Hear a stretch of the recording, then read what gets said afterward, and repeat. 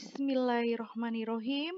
Assalamualaikum warahmatullahi wabarakatuh. Good morning, my students. How are you today? I hope you are fine and healthy. Baik anak-anak, alhamdulillahirobbilalamin. Kita sudah masuk pada semester 2. Nah, kali ini kita akan lebih semangat untuk belajar lagi. Nah, anak-anak, di semester 2 kali ini kita sudah menginjak di tema 6. Nah, coba. Di tema 6, subtema 1, pembelajaran 2. Kali ini kita akan belajar tentang tanda tempo pada lagu dan siklus hidup pada kupu-kupu dan belalang. Nah, tentu kalian tahu, ada beberapa cara menyanyikan sebuah lagu. Ada lagu yang dinyanyikan dengan lambat, atau ada juga yang dinyanyikan dengan cepat. Nah, cepat lambatnya lagu ketika kita menyanyikan itu disebut dengan tempo lagu. Nah, kemudian ada banyak sekali istilah atau tanda tempo. Nah, Ustazah contohkan. Yang pertama, largo. Largo itu artinya lambat sekali. Kemudian lento, artinya lebih lambat. Yang ketiga, adagio, artinya lambat. Jadi berbeda ya dengan lento. Kalau lento lebih lambat, kalau adagio lambat. Kemudian yang keempat, andante atau sedang. Yang kelima, moderato, sedang agak cepat. Yang keenam, allegro, cepat. Yang ketujuh, vivace, lebih cepat. Dan yang 8, presto, cepat sekali. Nah, itu adalah istilah atau tanda tempo. Jadi, kalian perlu menghafal ya untuk 8 istilah ini. Nah, kemudian anak-anak, setelah tadi kita belajar tentang tempo lagu, coba kalian tebak pada lagu berikut. Kira-kira kita akan belajar lagu apa ya? Oke, nah, ada yang pernah dengar lagu ini? Ini adalah lagu ketika kalian TK mungkin ya. Judulnya adalah Tik Tik Bunyi Hujan. Nah, ada yang masih ingat bagaimana? Iya, yang depannya begini. Ustazah contohkan ya. Tik, tik, tik, bunyi hujan di atas genting. Airnya turun, tidak terkira. Cobalah tengok, dahan dan ranting. Pohon dan kebun basah semua. Nah, itu adalah contoh lagu dari Tik Tik Bunyi Hujan. Nah, di situ kalian bisa lihat ya yang ada kitab tematik. Silakan dibuka pada halaman 13. Di situ dia memakai tempo sedang ya. Lagu Tik Tik Bunyi Hujan adalah ciptaan dari Ibu Sud. Baik, berikutnya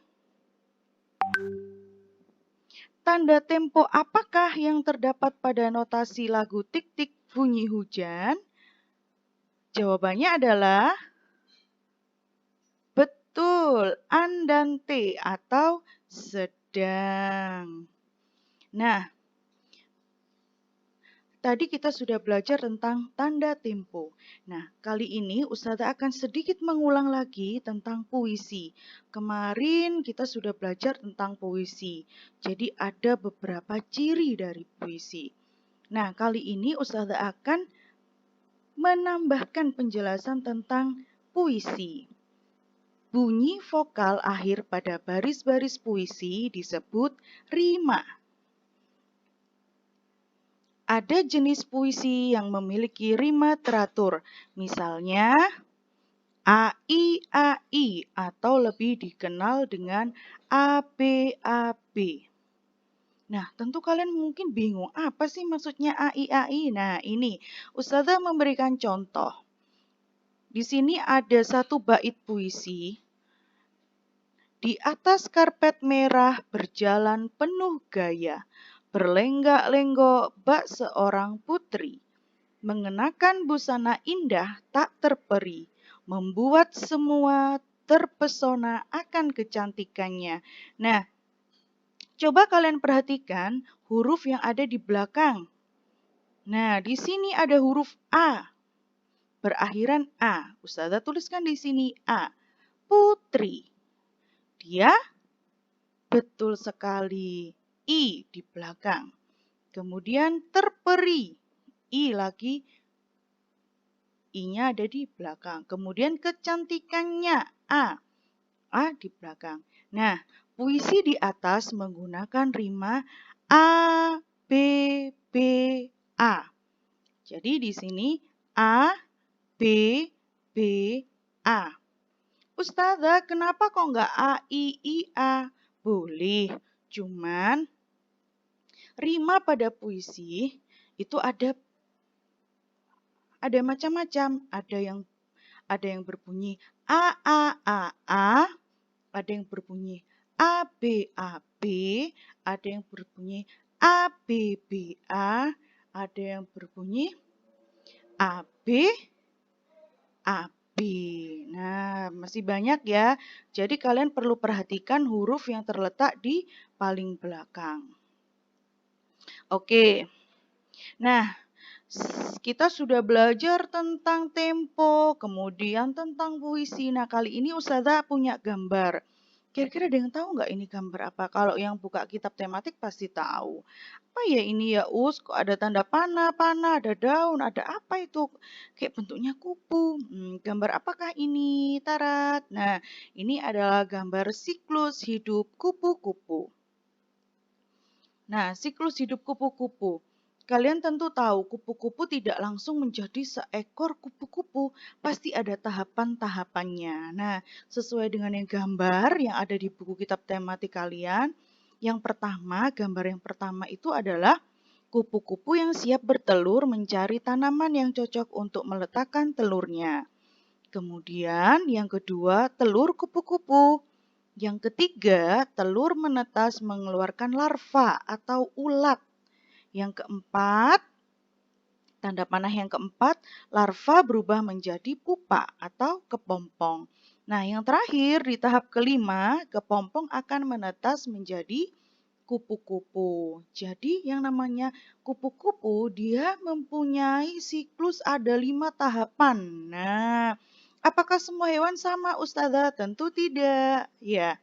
Nah, baik, setelah kita mengamati siklus hidup kupu-kupu di slide sebelumnya, nampak kupu-kupu mengalami perubahan bentuk. Nah, perubahan bentuk tubuh ini dinamakan metamorfosis.